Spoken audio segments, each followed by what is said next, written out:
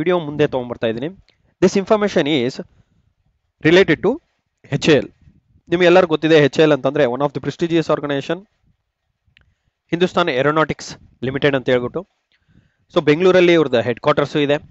I mean the manufacturing ಫೆಸಿಲಿಟಿನೂ ಸಹ ಇದೆ. ಈಗ ತುಮಕೂರಲ್ಲೂ ಸಹ ಮಾಡಿದ್ದಾರೆ, ಬೆಂಗಳೂರಲ್ಲೂ ಫೆಸಿಲಿಟಿ ಇದೆ, HAL ಕ್ಯಾಂಪಸ್ ಇದೆ. HAL ಅಂತಂದ್ರೆ one of the best organisation ಅಂತ ಹೇಳ್ಬೋದು ಗೈಸ್. ಇವತ್ತು ನಾನು ಮಾಡ್ತಿರೋಂತಹ ವಿಡಿಯೋ ಎಲ್ಲ ನಮ್ಮ ಡಿಪ್ಲೊಮಾ ಹೋಲ್ಡರ್ಸ್ ಹಾಗೂ ITI ಗೆಳೆಯರಿಗೆ ತುಂಬಾನೇ ಬೆನಿಫಿಟ್ ಆಗುವಂತಹ ವಿಡಿಯೋ. ತುಂಬಾ ಜನ ಗೌರ್ಮೆಂಟ್ ಜಾಬ್ ಅಂತಾನೆ ಟ್ರೈ ಮಾಡ್ತಾ ಇದ್ದೀರಾ. ಈ HAL ಅಲ್ಲಿ engagement of personnel on tenure basis in non executive cadre ಅಂತ ಹೇಳ್ಬಿಟ್ಟು ನೋಟಿಫಿಕೇಶನ್ ಬಿಟ್ಟಿದ್ದಾರೆ. ಟೆನ್ಯೂರ್ ಬೇಸಿಸ್ ಅಂತಂದ್ರೆ ನಿಮಗೆ ಈ ಪರ್ಟಿಕ್ಯುಲರ್ ಜಾಬ್ ಒಂದು 4 ವರ್ಷ ಅವಧಿ ತನಕ ಇರುತ್ತೆ with beautiful salary guys, handsome salary ಅಂತ ಹೇಳ್ಬೋದು. ನೀವೇನೀಗ ಬೇರೆ ಗೌರ್ಮೆಂಟ್ ಆರ್ಗನೈಸೇಷನ್ ಜಾಯ್ನ್ ಆದ ಏನು ಸ್ಯಾಲ್ರಿ ಕೊಡ್ತಾರೆ ಅದೇ ಸ್ಯಾಲ್ರಿ ಅದಕ್ಕಿಂತ ಸ್ವಲ್ಪ ಜಾಸ್ತಿನೇ ಇದೆ, ಬೆಟರ್ ಸ್ಯಾಲ್ರಿ ಇದೆ. So let us discuss. And ಯಾರ್ಯಾರು ನನ್ನ ಚಾನಲ್ ಹೊಸದಾಗಿ ನೋಡ್ತಾ ಇದ್ದೀರಾ, and I strongly request them to subscribe to my channel. ಇದೇ ತರ ಇನ್ನೂ ಹಲವಾರು ವಿಡಿಯೋಸ್ ನಾನು ಮಾಡ್ತಾನೆ ಇರ್ತೇನೆ. ಇದೇ ತರ ನಿಮಗೆ ಒಳ್ಳೆಯ ಮಾಹಿತಿ ಹಾಗೂ ಜಾಬ್ ನೋಟಿಫಿಕೇಶನ್ಸ್ ಹಾಗೂ ಅದಕ್ಕೆ ತಯಾರಿ ಆಗಬೇಕಿರೋಂತಹ ಮೆಟೀರಿಯಲ್ ಹಾಗೂ ಕೋರ್ಸ್ ಸಹ ನಾವು ಮಾಡ್ತಾ ಇರ್ತೀವಿ. Okay, so let us begin guys. ನೋಡಿ, ಇದು ಬಂದ್ಬಿಟ್ಟು ರಿಕ್ವೆಸ್ಟ್ ಬಂದಿರೋದು ಯಾವತ್ತಿಂದ ಅಂತಂದ್ರೆ link to apply online will be available for 30ನೇ ತಾರೀಕಿಂದ ಸ್ಟಾರ್ಟ್ ಆಗುತ್ತೆ ಗೈಸ್. ಅಂದ್ರೆ ನಾಳೆನಿಂದ ನಿಮಗೆ ಆನ್ಲೈನ್ ಅಪ್ಲಿಕೇಶನ್ ಸ್ಟಾರ್ಟ್ ಆಗುತ್ತೆ. ನಾಳೆನಿಂದ ಹಿಡಿದು ಕರೆಕ್ಟಾಗಿ 14 ದಿನ ತನಕ ಅವಧಿ ಇರುತ್ತೆ. 12th ಜೂನ್ ತನಕ ಇರುತ್ತೆ ಗೈಸ್. ನೋಡಿ ಏನೇನಿದೆ ಇದರಲ್ಲಿ ರಿಕ್ವೈರ್ಮೆಂಟ್ ನೋಡೋಣ ಅಂತ. HAL ಅಂತಂದ್ರೆ ನಿಮ್ಗೆ ಆಲ್ರೆಡಿ ಗೊತ್ತು, it is A beautiful company. ಈಗ ಅವ್ರೇನ್ ಮಾಡ್ತಿದ್ದಾರೆ, ಫಾರ್ ಎಂಪ್ಲಾಯ್ಮೆಂಟ್ ಎಕ್ಸ್ಚೇಂಜಸ್ ಕಡೆಯಿಂದ ಫ್ರಮ್ ದ ಎಂಪ್ಲಾಯ್ಮೆಂಟ್ ಎಕ್ಸ್ಚೇಂಜ್ ಹಾಗೂ ಟೆಕ್ನಿಕಲ್ ಟ್ರೈನಿಂಗ್ ಇನ್ಸ್ಟಿಟ್ಯೂಟ್ HAL ಅಲ್ಲಿ ನಿಮಗೆ ಈ ಓಪನಿಂಗ್ಸ್ ಕ್ರಿಯೇಟ್ ಆಗಿದಾವೆ. ಓಕೆ, ಸೊ ಗೈಸ್ ಇದರಲ್ಲಿ ಇನ್ನೂ ಒಂದು ವೆರಿ ಇಂಪಾರ್ಟೆಂಟ್ ಮಾಹಿತಿ ಏನಂತಂದ್ರೆ HAL ಆಲ್ರೆಡಿ ಎಂಪ್ಲಾಯ್ಮೆಂಟ್ ಎಕ್ಸ್ಚೇಂಜಸ್ ಹಾಗೂ ಟೆಕ್ನಿಕಲ್ ಟ್ರೈನಿಂಗ್ ಇನ್ಸ್ಟಿಟ್ಯೂಟ್ HAL ಅವರಿಗೆ ಕಡೆಯಿಂದ ಕೆಲವು ಕ್ಯಾಂಡಿಡೇಟ್ಸ್ ಲಿಸ್ಟ್ ಬಂದಿದೆ ಅವರಿಗೆ. ಅಂಡ್ ಇವ್ರು ಆಗ್ಲೇ ಇಂಟಿಮೇಷನ್ ಲೆಟರ್ ಸಹ ಕಳಿಸಿದ್ದಾರೆ ಆ ಎಲ್ಲಾ ಸ್ಟೂಡೆಂಟ್ಸ್ಗೆ. ಓಕೆ, ಆ ಕ್ಯಾಂಡಿಡೇಟ್ಸ್. ಸೊ ನೀವು ಎಂಪ್ಲಾಯ್ಮೆಂಟ್ ಎಕ್ಸ್ಚೇಂಜ್ ಅಲ್ಲಿ ಹಾಕಿದ್ರಂತಂದ್ರೆ ನಿಮಗೂ ಸಹ ಲೆಟರ್ ಬಂದಿರುತ್ತೆ. Okay, eligible ಕ್ಯಾಂಡಿಡೇಟ್ಸ್ಗೆ. ಸೊ ಅವರು ಮಾತ್ರನೇ ಇದಕ್ಕೆ ಅಪ್ಲೈ ಮಾಡಬೇಕಾಗಿರುತ್ತೆ. So I believe diploma holders ಹಾಗೂ ITI ಹೋಲ್ಡರ್ಸ್ ಎಲ್ಲರೂ ನೀವು ಎಂಪ್ಲಾಯ್ಮೆಂಟ್ ಎಕ್ಸ್ಚೇಂಜಸ್ ಅಲ್ಲಿ ರಿಜಿಸ್ಟರ್ ಮಾಡಿದಿರಾ ಅಂತ ಅನ್ಸುತ್ತೆ, ಹಾಗೂ ನಿಮಗೂ ಈ ಲೆಟರ್ ಬಂದಿರುತ್ತೆ. ಸೊ ಈಗ ವೇಕೆನ್ಸಿ ಬಗ್ಗೆ ನೋಡೋದಾದ್ರೆ ನೋಡಿ, ಡಿಪ್ಲೊಮಾ ಮೆಕ್ಯಾನಿಕಲ್ ಅಲ್ಲಿ 29 ವೇಕೆನ್ಸೀಸ್ ಇದಾವೆ. ಅದಕ್ಕೆ ಡಿಪ್ಲೊಮಾ ಇನ್ ಮೆಕ್ಯಾನಿಕಲ್ ಇಂಜಿನಿಯರಿಂಗ್ ಮಾಡಿರ್ಬೇಕು. ಇದ್ರ ಪೋಸ್ಟಿನ ನೇಮು ಟೆಕ್ನಿಷಿಯನ್ ಅಂತ ಇರುತ್ತೆ. Okay, technician electrical electronics instrumentation ಅವ್ರಿಗಿದೆ 17 ವೇಕೆನ್ಸೀಸ್ ಇದೆ ಟೋಟಲಿ. ಅದಕ್ಕೆ ಡಿಪ್ಲೊಮಾ ಇನ್ ಎಲೆಕ್ಟ್ರಿಕಲ್ ಎಲೆಕ್ಟ್ರಾನಿಕ್ಸ್ ಅಥವಾ ಎಲೆಕ್ಟ್ರಾನಿಕ್ಸ್ ಎಲೆಕ್ಟ್ರಿಕಲ್ ಹಾಗೂ electronics and communication, electrical and instrumentation, electronics and instrumentation ಮಾಡಿರ್ಬೇಕಾಗಿರುತ್ತೆ. ಫಿಟ್ಟರ್ ಅವರಿಗೆ 105 ವೇಕೆನ್ಸೀಸ್ ಇದಾವೆ ಗೈಸ್. ನೋಡಿ 105 ವೇಕೆನ್ಸೀಸ್ ಫಿಟ್ಟರ್ ಇದೆ. ITI ಫಿಟ್ಟರ್ ವಿತ್ NAC ಅಥವಾ NCTVT ಮಾಡಿರೋರು ಅಪ್ಲೈ ಮಾಡಬಹುದು. ಅಂಡ್ ಆಪರೇಟರ್ ಎಲೆಕ್ಟ್ರಿಷಿಯನ್ ಏನಿದೆ 26 ವೇಕೆನ್ಸೀಸ್ ಇದಾವೆ.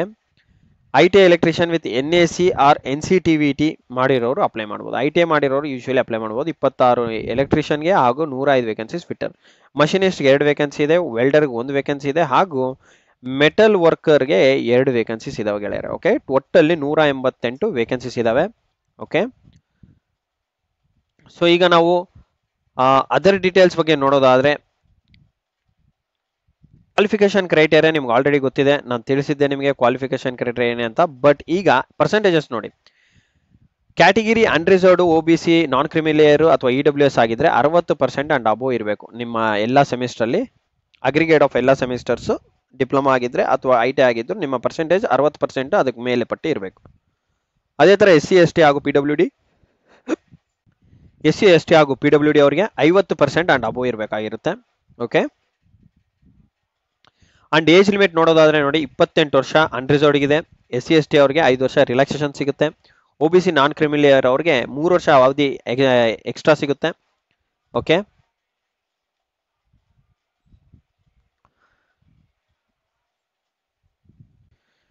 ಅಪ್ಪರ್ ಏಜ್ ಲಿಮಿಟ್ ಅಂತಂದ್ರೆ ಶುಡ್ ನಾಟ್ ಎಕ್ಸೀಡ್ 56 ವರ್ಷಕ್ಕಿಂತ ಜಾಸ್ತಿ ಇರಬಾರ್ದು ಗೈಸ್.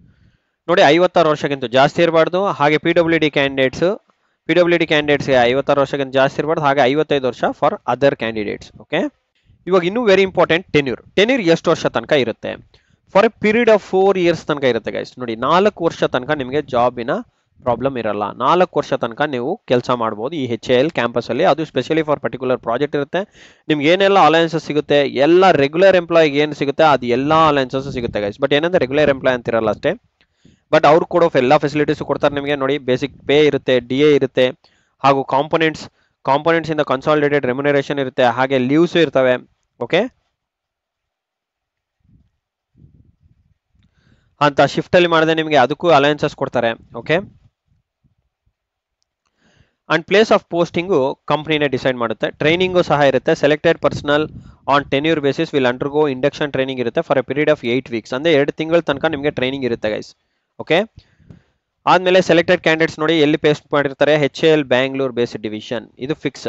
HAL ಬೆಂಗಳೂರಲ್ಲಿ ನಿಮಗೆ ಪೋಸ್ಟಿಂಗ್ ಇರುತ್ತೆ ನೋಡಿ. And other people HAL Bangalore based divisions ಅಂತ ಕೊಟ್ಟಿದೆ. ಯಾವ್ದಾವ್ ಡಿವಿಷನ್ ನೋಡೋಣ.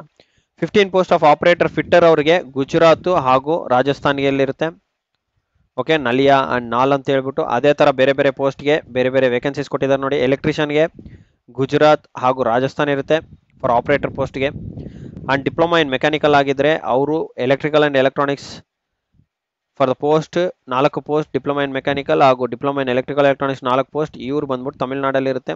ಸೊ ಬೆಂಗಳೂರಲ್ಲೂ ಸಹ ನಿಮಗೆ ವೇಕೆನ್ಸೀಸ್ ಇದೆ ಗೈಸ್, ತೊಂದರೆ ಇಲ್ಲ. ಫಸ್ಟ್ ಅಪ್ಲೈ ಮಾಡ್ಕೊಳ್ಳಿ, ಅದು ಇಂಪಾರ್ಟೆಂಟ್. ಆದ್ಮೇಲೆ ಡಿವಿಷನ್ ಎಲ್ಲಿ ಬರುತ್ತೆ ಅದ್ರ ಮೇಲೆ ನೋಡೋಣ ಅಂತ. ಈಗ ರೆಮ್ಯುನರೇಷನ್ ಅಂದ್ರೆ ನಿಮಗೆ ಪೇ ಎಷ್ಟು ಕೊಡ್ತಾರೆ ಅದು ಇಂಪಾರ್ಟೆಂಟ್. ಡಿಪ್ಲೊಮಾ ಟೆಕ್ನಿಷಿಯನ್ ಆದ್ರೆ ಗೈಸ್, ಡಿಪ್ಲೊಮಾ ಮಾಡಿರೋ D6 ಪೇ ಸ್ಕೇಲ್ ಅಂತ ಕರೀತಾರೆ. 23,000 ಮಿನಿಮಮ್ ಬೇಸಿಕ್ ಇರುತ್ತೆ. ಎಲ್ಲ ಅಲಯನ್ಸಸ್ ಸೇರ್ಬಿಟ್ಟು ನಿಮ್ಗೆ 23,000, ಅದ್ರ ಡಬಲ್ ಅಷ್ಟು ಅಲಯನ್ಸ್ ಇರುತ್ತೆ. ಸೇಮ್ ನಿಮಗೆ ಬೇಸಿಕ್ ಪೇ ಎಷ್ಟು ಬರುತ್ತೆ ಅಷ್ಟು ಅಲಯನ್ಸ್ ಇರುತ್ತೆ. ಆ ಎಲ್ಲ ಸೇರಿಸಿದ್ರೆ ನಿಮಗೆ 46,511 ರೂಪಾಯಿ ನಿಮಗೆ ಮಂತ್ಲಿ ಅಪ್ರಾಕ್ಸಿಮೇಟ್ ಸ್ಯಾಲರಿ ಇರುತ್ತೆ ಗೈಸ್. 46,000 ರೂಪಾಯಿ ಮಂತ್ಲಿ ತಿಂಗಳ ಸ್ಯಾಲರಿ ಇರುತ್ತೆ ಡಿಪ್ಲೊಮಾ ಸ್ಟೂಡೆಂಟ್ಗೆ. ಹಾಗೂ ಆಪರೇಟರ್ ITI ಹೋಲ್ಡರ್ ನೋಡಿ 2,000 ಕಡಿಮೆ 44,000 ಇರುತ್ತೆ ಅವರಿಗೆ. ಓಕೆ, 44,000 ರೂಪಾಯಿ ITI ಹೋಲ್ಡರ್ಸ್ ಇರುತ್ತೆ. ಅಂಡ್ ಇದ್ರ ಜೊತೆಗೆ ನೋಡಿ, ಇದರಲ್ಲಿ DA ಇದೆ, HRA ಇದೆ, ಪರ್ಕ್ಸ್ ಅಂಡ್ ಅಲಯನ್ಸ್ ಇದೆ, ಮೆಡಿಕಲ್ ಅಲಯನ್ಸ್ ಇದೆ, ಪರ್ಸನಲ್ ಎಲ್ಲಾ ತರ ಕಂಪ್ನಿ ನೋಡಿ. ಆ personal who are allotted company quarters will not be eligible for payment of HRA ಕೊಡ್ತಾರೆ, ಬಟ್ ಕಂಪ್ನಿ ಕ್ವಾರ್ಟರ್ಸ್ ಅಲ್ಲಿ ನಿಮಗೆ ಅದು ಚೆಕ್ ಮಾಡಬೇಕಾಗುತ್ತೆ ಗೈಸ್. ನೀವು ಮತ್ತೆ ಕಂಪ್ನಿ ಕ್ವಾರ್ಟರ್ಸ್ ಹೇಗೆ ಏನ್ ಕತೆ ಅಂತ ಅದು ಅಲ್ಲಿಗೆ ಜಾಯ್ನ್ ಆದ್ಮೇಲೆ ನಿಮಗೆ ಗೊತ್ತಾಗುತ್ತೆ. ಓಕೆ,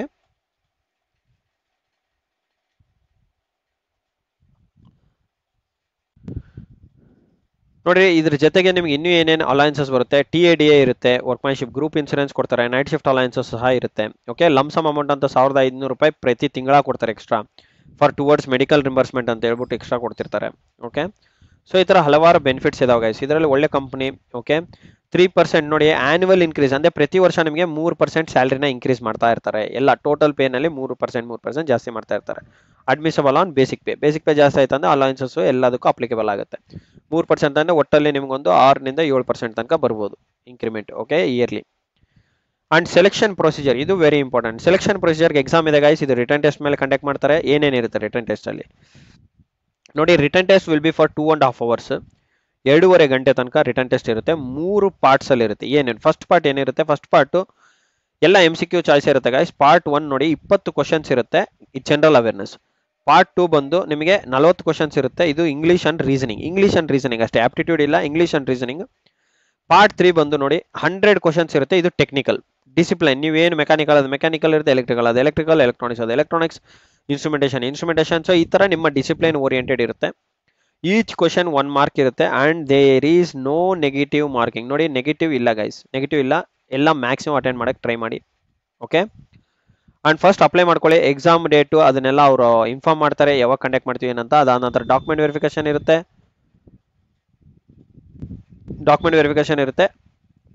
ಅದಾಗಿದ್ದೆ ನೀವು ಕಂಪ್ನಿಗೆ ಫೈನಲ್ ಸೆಲೆಕ್ಷನ್ ಮಾಡ್ಕೊಂತಾರೆ ಗೈಸ್. Okay,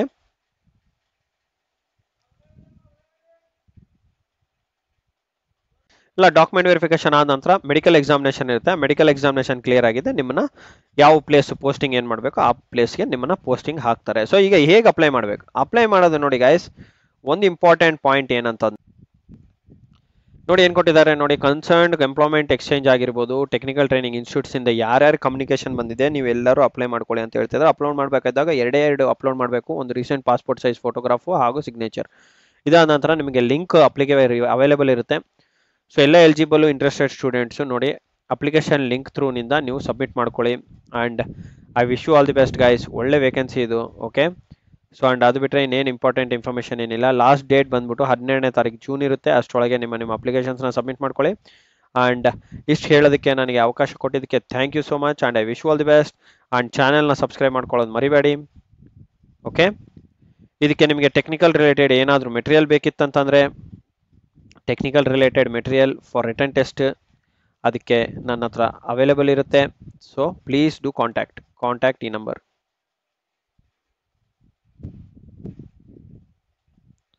okay guys,